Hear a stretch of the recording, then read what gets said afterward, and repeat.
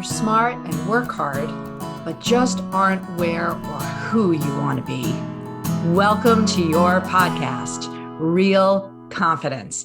I'm your host, Alyssa DeVere, and I'll be sharing a bit of brain science, some surprising social secrets, and a touch of tough love. Why? Because I believe confidence is everyone's fundamental right and choice. So let's get to it. Toxicity. It's not only a hard word to say, but even just saying it kind of makes my skin crawl. Maybe hearing it, it's doing the same to you. And you know, it's a serious subject. And when it's your boss that's toxic, it's not only just kind of intellectually serious, it's emotionally destructive. So we are going to pull this issue apart, give you some amazing ways to deal with it. And to help with this, I've asked an incredible human, Aidan Millar, who is based in the Toronto area. I got to meet because she did a talk about the neuroscience of flow. And when I heard her speak, not only did I realize how brilliant she is, but how incredibly special of a human she is. So I am so grateful to her and her wisdom and her time today to come talk to us about how to deal with a toxic boss. Alyssa, you humble me and you honor me every moment I've had with you. And I am just so appreciative to be here. Beyond words, my friend, beyond words. Well, listen, you know, you have a consulting practice, you teach, you interact with a lot of people. And I know you hear about this toxicity problem all over the place too. So let's start with some of the basics, if you don't mind. Toxicity is a hard word to say, let alone understand. What is a toxic boss? Define it for people. Absolutely. And you know, this is already a tricky and layered question, Alyssa, because what we know is how you define or characterize toxicity almost has as much to do with you as it has to do with the behaviors that you're trying to label. So why don't I do the popular thing already and actually answer your question with a question? When you think of the worst boss you've ever had, no names, we'll keep this in Vegas. What happens in Vegas stays in Vegas. But when you think of the worst boss, or even a caricature of the worst boss you can imagine, what 3 or 4 characteristics immediately come to mind for you? Tell me that. 3 or 4. Oh gosh. Well, micromanaging, you know, get out of my face kind of thing, lack of trust and all that. Over communicating. Interesting. The pedantic, you know, they have to tell me 42 times in different ways to do things. And I'm like, I got it. And I think my kids would testify that I do that to them too. That's number 2. I think number 3 is just the rudeness, right? Like they're curt and rude with no thought to how things are landing. And then you leave and you go, was that supposed to be offensive? Like, so that would be my top 3. How's that? Those are, I mean, great words, not great to experience. So let me honor and validate that experience for you.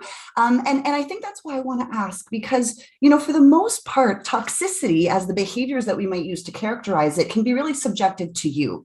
But one common theme, and I've asked people this over and over again in my practice, what are the characteristics for you that come to mind? And they can be as disparate, they can run the spectrum in terms of the answers you hear.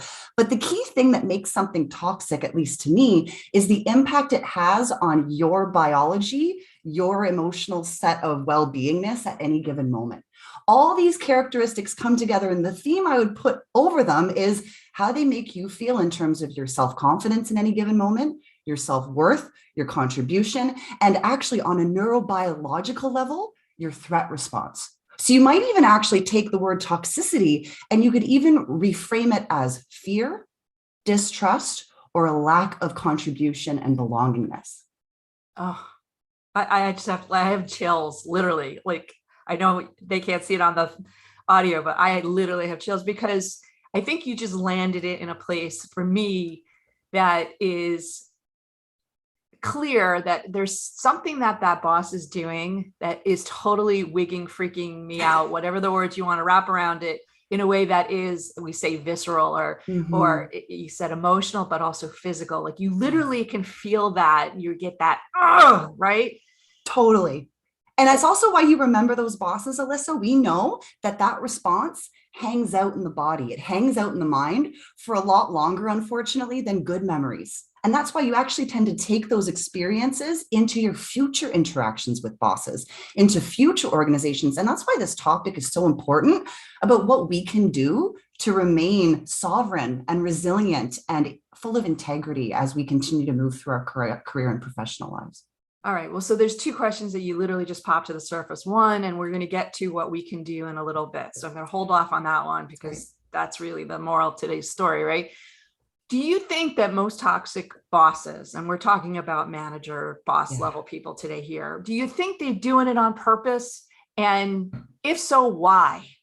That is such a good question. And my response may not be a popular one. Okay. So again, layers, right? What I will say is, in my opinion, for the most part, these irritating behaviors or these irksome behaviors, or we might even call them poisonous behaviors, I don't actually believe most of the time they're about nefarious intent, as much as they really just are about unconscious or thoughtless dialogue and reflex reactions. So for example, right, think about that boss. I really don't think that that individual gets up in the morning and consciously commits themselves to micromanaging others, bullying others, says to themselves, I can't wait to steal credit today.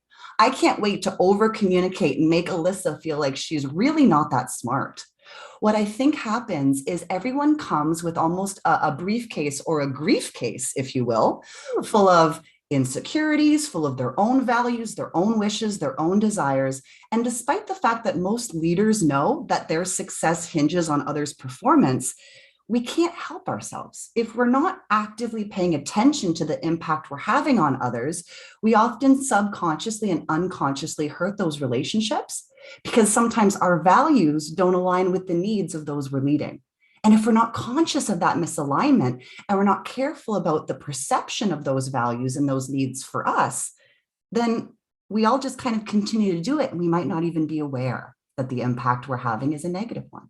Yeah. So I warn people, we're going to do a little bit of a cursing here. So you're basically saying somebody's shitting on you because probably they got shit on themselves.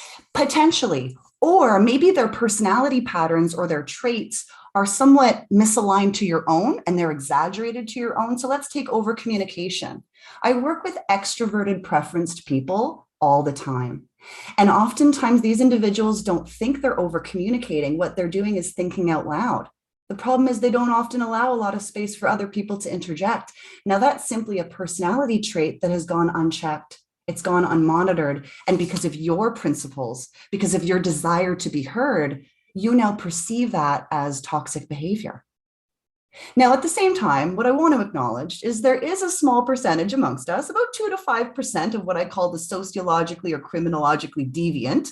Now, there is such thing as people being toxic as baseline, Alyssa. And I want to acknowledge that these folks that are toxic as baseline, that is, it's not just episodic, they're not just making a series of choices that are offensive to our sensibilities. Some folks genuinely lack the ability or the interest in other people's perspective. We might call that a lack of empathy. We might call that a total disregard for the impact they're having on others. But a sociopath. Let's maybe a CEO. There wasn't a line of research that they do align with that. So exactly. And so I want to acknowledge that, it's not all totally about perception and pure intent, but the vast majority don't commit themselves to that endeavor. We are actually also wired for belongingness and competence. And so for the most part, I do think that these folks might actually be doing their best, but their best isn't quite what we need, or their best isn't quite an acknowledgement that they're being perceived in a negative light. Yeah. And again, this bullying topic, which has all these different flavors, and toxic bosses is one of them. It is consistently because that person, the bully, needs to fill their own confidence, and is doing it in a way that is stealing it from others, right? And I think what you're saying is we don't necessarily have to have compassion for them. We don't have to feel sorry for them.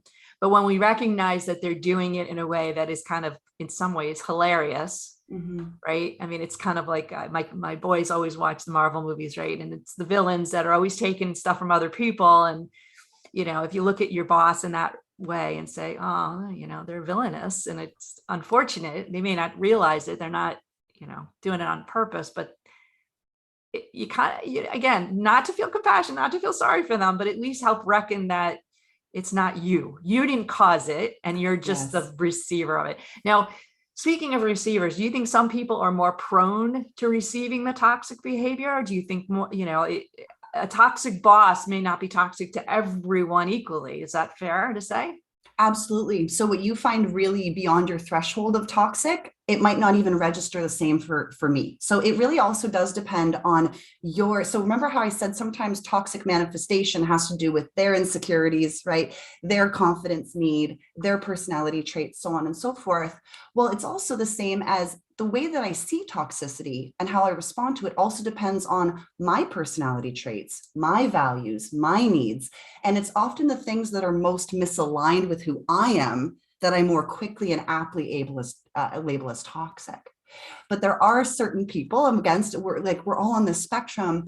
There are certain personality types that go to more of a fawn response than a fight or flight, for example. So we know that that's a really key part of the threat response that we're learning more about is people pleasing can actually be a response to toxic behavior. And isn't that interesting when you think about the cycle and the perpetuation that then exists in these organizations? Yeah. So let's even break that down for people who are not familiar with that. So in some cases, a toxic boss to, like, for example, my husband would be like, he's just an asshole, ignore him. Like, let it roll off your back. Don't even bother. Right. So that's kind of like not indifferent necessarily, just not letting it get under your skin. And right. Then there is that kind of defensive fight. I'm going to put that person in their place. I'm going to tell them what, right. That's a fight response in some respects. And the fawn that you said is a people pleasing is, I got to work harder to get that person's favor. And I think a lot of people who are listening are going, like the fawn response is so common. And people pleasing in an organization, could we say that is potentially why the toxic people get away with it so often? Absolutely. So I think there's a multitude of factors and reasons that go into how and why toxic managers are not just permitted, but promoted. And my boss always says that term, what you permit, you actually end up promoting, if not actively, but passively. And I think there's a multitude of things that go on. To your point, Alyssa, people who especially go to the fawn response, they're more apt to actually stay in the organization and try to emulate or subjugate to the values being endorsed. And they end up oftentimes burnt out, disenfranchised, and insecure in the role they're doing. Now, the alternative, if you're more apt to just walk away and say, I don't have to put up with this, good on you from that individual level. But what happens is you end up leaving the organization. The organization continues to perpetuate that toxic cycle. But even when we leave and go into a new organization, we're still carrying all that trauma memory. And we actually carry some of that response into our new environment. And the question is, if we don't feel confident stepping into that new environment, could we potentially be the toxic ones? Haha. So we are going to do two things. We are going to take a quick sponsor break because I want to come back and give people very specific ways to deal with a toxic boss right now, today. And then I'm going to invite you back for another podcast where we can talk about how do you know if you're the toxic problem? Deal? Amazing. We'll love that. All right, give us a few seconds, come right back. We're going to get back into it with Aidan about what to do if you have a toxic boss. This podcast was sponsored by It Cosmetics, a makeup and skincare company committed to helping all women be their confident best. It Cosmetics' campaign, Confidence at Work, provides free brain science-based resources, including educational articles and videos developed together with the American Confidence Institute. It Cosmetics also partners with Kiva, an international nonprofit that directly empowers underserved female entrepreneurs. Please learn more at itcosmetics.com/confidence at work. All right, hang on to this podcast tail end because we are going to get into really specific tips, techniques, to-dos. Aidan, somebody's listening. They hate their boss because the boss is mean, condescending, whatever word you want to slot in there, but it's toxic. What should we do? I think that's an awesome question and needs to be asked over and over again, right? It goes back to that old adage, You might not be able to change someone else, but you need to change your reactions to them. And I think the first and most important thing you can do is honor and acknowledge your experience in that. You alluded to it before, Alyssa, and one of the really valuable things I found in the book that you wrote was how you need to reframe it as something that's wrong with you, as something that's simply wrong for you. You need to recognize that first and foremost is simply a values misalignment, maybe a personality misalignment. And when you acknowledge that it's as simple as that, you don't feel that you have to subjugate or small yourself in response to that. So the first tip, I've actually kind of named it my 3 tips and tactics, right? First is intellectualize rather than internalize. So challenge the assumptions you're making about that person's intention and instead simply label the behavior that you do or do not have to necessarily put up with. Also use it as an opportunity, Alyssa, if empathy is so important, and if we're talking about how empathy is the dichotomous opposite to toxicity, this is an opportunity for you to grow your empathetic repertoire by remembering perhaps that they don't know they're bullying. They don't wake up in the morning and have it out for me. What can I challenge about my reactions to this situation that's going to make me far less toxic in my future? The second one, of course, you know what? Why don't you humanize rather than villainize? It can be really easy, Alyssa, to your point, to say, this is the villain in my life. Brene Brown talks a lot about the power of language. And the truth of the matter is, when we label someone as a villain, we actually create toxic us versus them dichotomies. And in an organization, that can be just as bad as having a toxic boss. So when you humanize them and you really acknowledge, you know what, first of all, compassion is not an excuse and empathy is not an excuse. But what if this person is really trying their best and they're bringing a grief case that I didn't know about? Okay. And as soon as you actually practice compassion, even if it's faked in the moment, you actually undo the threat response on a neurobiological level because you're releasing different chemicals. It allows you to be a better problem solver with that person. So if you don't do it for them, just do it for you. And then the final is strategize. Really, you can and get to decide in your sovereignty and agency, is this something that's fixable by questioning my own ability to have conversations? Is it something that I can flex and compromise with and for? Or is this something I can look for other sources of confidence to compensate? Friends, role models, mentors? Is it time to choose a new role? Is it time to choose a different organization? And that's okay. We have to actually start seeing those choices as not failure, as actually something you're doing for yourself to re-elevate yourself after a potentially negative experience. I'm going to read this transcript. I am going to literally make it part of my memorization because there's so many things that you've said in here that were so profound. I think as a bottom line, if there is a bottom line, because there were so many gems in here, is that toxicity isn't something that necessarily has to be bad. It is a sign, like an inner critic, but it's an outer critic in a way that if you use it in a productive way, you can improve how you handle things, what you learn, and how you grow, and not to take it so personally, not to take it so negatively. Absolutely. Right. And every time I talk to you, I am better on so many levels. I feel smarter. I feel more lucky, more fortunate. I feel it reminds me that the world has some incredible humans and you're one of them. So thank you for spending the time with me and our listeners here today. Alyssa, thank you always for having me. And as I always say, it must take one to know one because the feelings are very mutual, my friend. Thank you again. Awesome. And for those of you who are listening, I did ask her to do a second podcast, so I'm going to keep her to it and we'll put it out in the near future. But for now, today, thank you for joining us. So before we completely wrap up, I want to let you know that full transcripts and show notes for this and other episodes can be found on the website, www.americanconfidenceinstitute.com/podcast. I also want to remind you once again that the best way to get confidence for yourself is to give it to others. And you can do it so easily just by liking and sharing this episode on your favorite social media channels. You can even give me some confidence fuel by sending in any comments about the topics I've covered or ones you'd like me to consider for the future. So for now, this is Alyssa DeVere. Thank you for helping to bring more confidence to the world. This podcast was produced by Mindful Media.